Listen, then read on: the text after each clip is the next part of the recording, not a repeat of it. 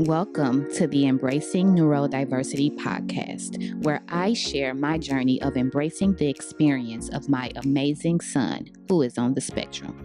I am Ivory, a mother, educator, and personal growth enthusiast. My goal is to offer insight and stories that may inspire you on your own parenting journey. Thank you for tuning in. Hi, everybody. Good morning. Welcome back. Good afternoon if you're listening in the afternoon as well. Thank you for tuning in per usual. This is the Embracing Neuro-Diversity podcast, where we navigate the transformative journey of parenting neurodiverse children.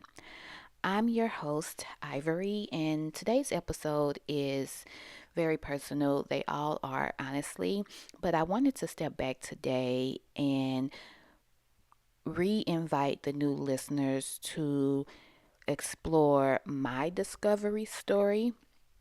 It's in my playbook that I wrote that you can find on Amazon, but I also wanted to talk about it and unpack it here on the podcast. And so I want to talk about the discovery phase and what Khalil and I experienced, but I also, of course, want to talk about ways to overcome those initial reactions to a diagnosis, right? So, if you've ever received a diagnosis for your child, when I say diagnosis, and even if you are new to the podcast and you're still wondering what neurodiversity is, that means a child, someone who thinks different or divergent from the typical way of thinking. Not good, not bad, just different. And so typically diagnoses that fall under the neurodiversity umbrella are ADHD, autism, dyslexia, and a bunch of others, but I usually name those three because those are the most known to society, right? And so my son is on the autism spectrum, and he received his diagnosis at 4. Other children receive their diagnosis depending on the family, the parents, the opportunities to access a bit earlier.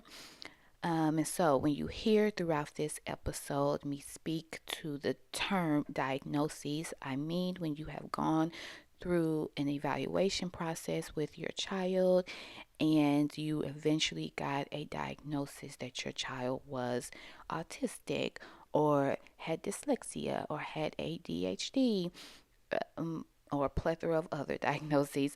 But I wanted to step back and kind of recap that story because we all have that moment, right, where we get the diagnosis and everyone responds to it differently, and that experience is different for everyone. So I wanted to step back and unpack that today a bit. So, if you've ever received a diagnosis for your child and felt a wave of emotions, whether it was relief, fear, sadness, confusion, you are not alone. The discovery phase is filled with highs and lows, but ultimately it's a beginning, not an end. So, in today's episode, I'll share my journey of learning about my son's autism diagnosis, the emotional roller coaster that followed, and the mindset shifts that helped me to move forward with hope and clarity. We'll also reflect on insights from the Transformative Parent Playbook, where I explore how discovery is the first step in embracing and celebrating our children's unique identities. So let's dive in. The moment of discovery is different for every parent.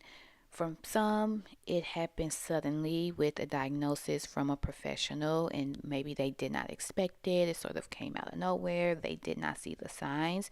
And for others, it's a gradual realization as you notice that your child experiences the world differently, and you take it upon yourself to go get an evaluation. The latter was my experience. Khalil did not show any visible signs in the first few years of his life outside of his speech being delayed. And even then, his pediatrician did not highlight for me that that was a sign of autism. In fact, I remember taking him to a speech therapist because his speech was delayed around 2. And although it's not the job of a speech therapist to provide a diagnosis around autism, she wrote in her report that there were no signs of autism, which led me to believe that that was not the route we needed to take.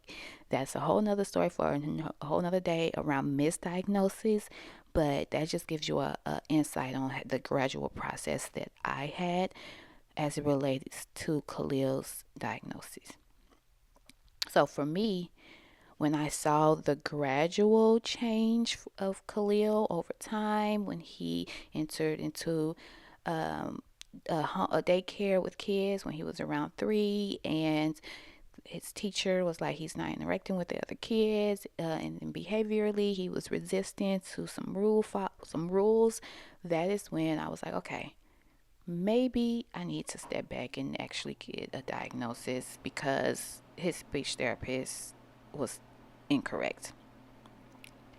And so for me, that realization and that moment of receiving that diagnosis, what happened in a doctor's office.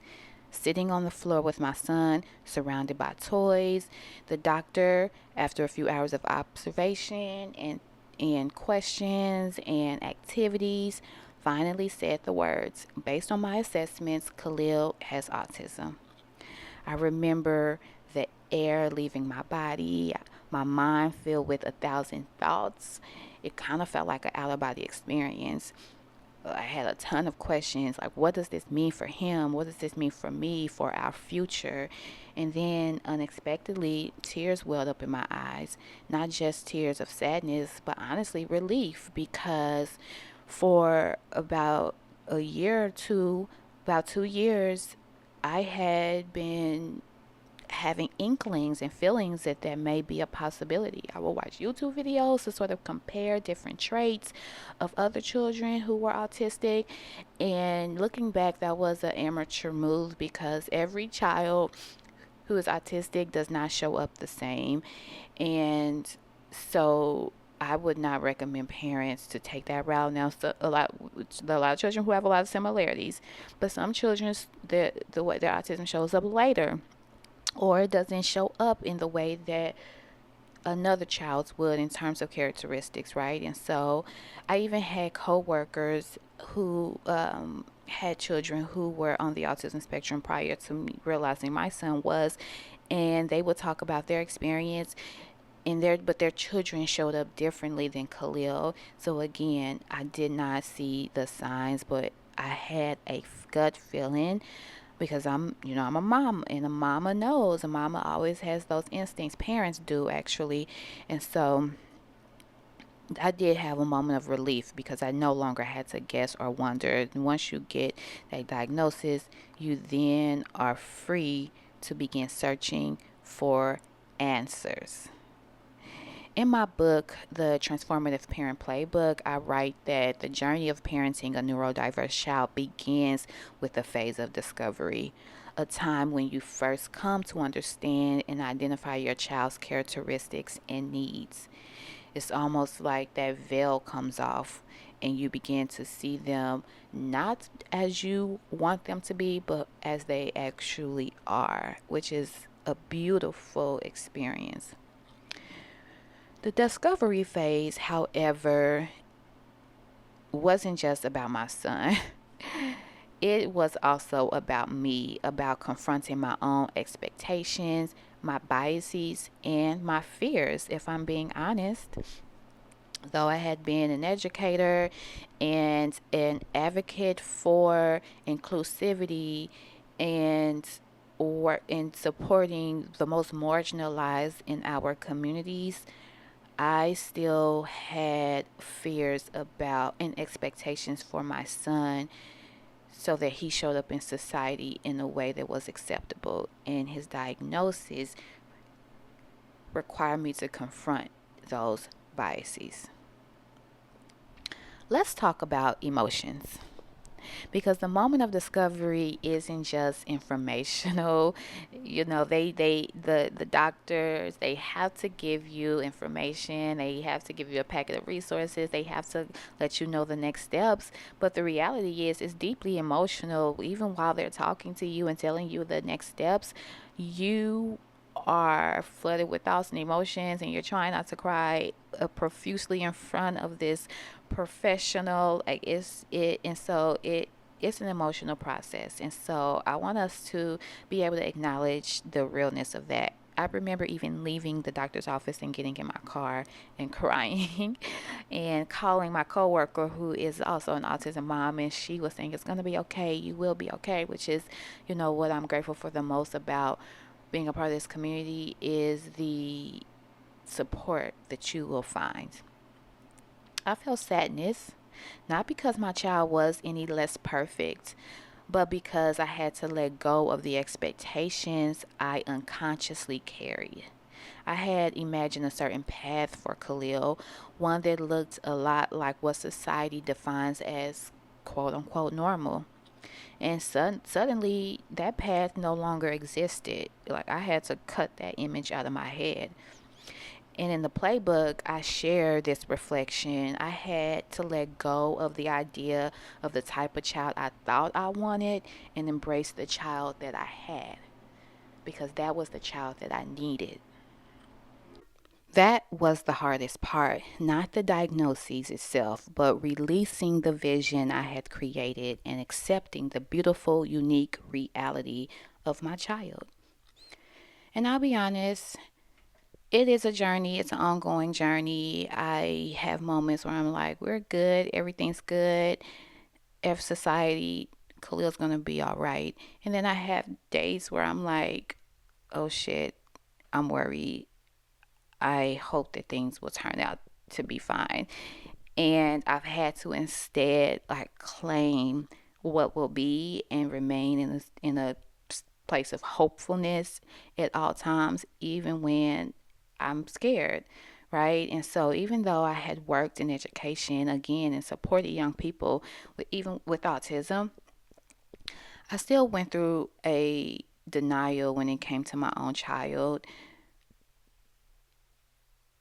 I convinced myself that he was just unique, that maybe he would catch up, but denial only delayed what I truly needed to do: understand and support him fully.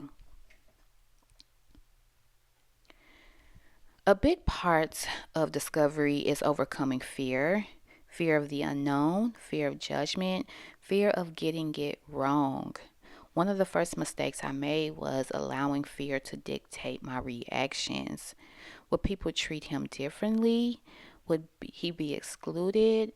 Would he struggle for his entire life? Like, these are questions that I've asked myself early on, and they are real and valid questions. And if you find yourself asking those questions, know that that's okay. You have to unpack those feelings and emotions.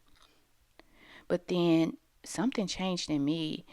The doctor shared a story also with me about one of her colleagues who were on the autism spectrum, who was successful and thriving and living a fulfilled life. She said that, "I wish I can give you like a crystal ball into the future. Like, it's going to be okay. He will be okay." The doctor who gave us the diagnosis, right? And that was a gift to me on that day. So that helped in terms of my mind shift, because I always went back to what she said to me. And instead of fearing what autism might mean, because I was still learning it. I'm still learning it. It is an ongoing process. I started to see what it could mean, right? Because it doesn't always have to be defined by what we're reading in articles and research and what we see from other folks and what even the doctors or the teachers or the professionals are telling us. It can also be how we define it as parents and what our children are presenting in front of us for it to mean for them. So this was a turning point for me when the doctor gave me that story, and then I did the work to go back to that as my reality, that Khalil and I are going to define what this means for us.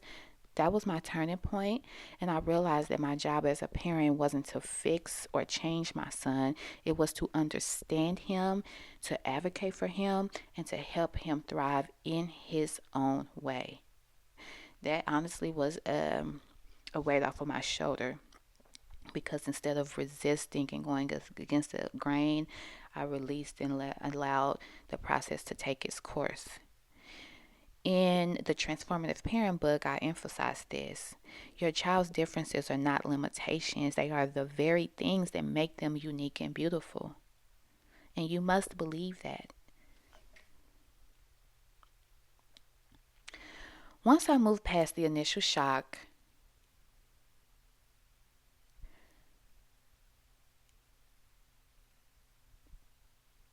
I realized that discovery wasn't just about receiving a diagnosis, it's about action. I started researching, connecting with other parents, and building a support system. I hit the ground running, honey. I wasn't playing about Khalil. I learned about speech therapy, occupational therapy, and how to create an environment where my son could thrive. But most importantly, I started seeing him for who he truly was, not just the lens of his diagnosis. I began journaling as a way to process my emotions. I've always journaled. I've always journaled since I was a young girl. But I began journaling about Khalil and my experience with him as a mother in our journey. And that became a powerful tool in my acceptance and understanding process. If you're in the discovery phase, I encourage you to take a few moments each day to write about what you're feeling. No judgment, just honesty.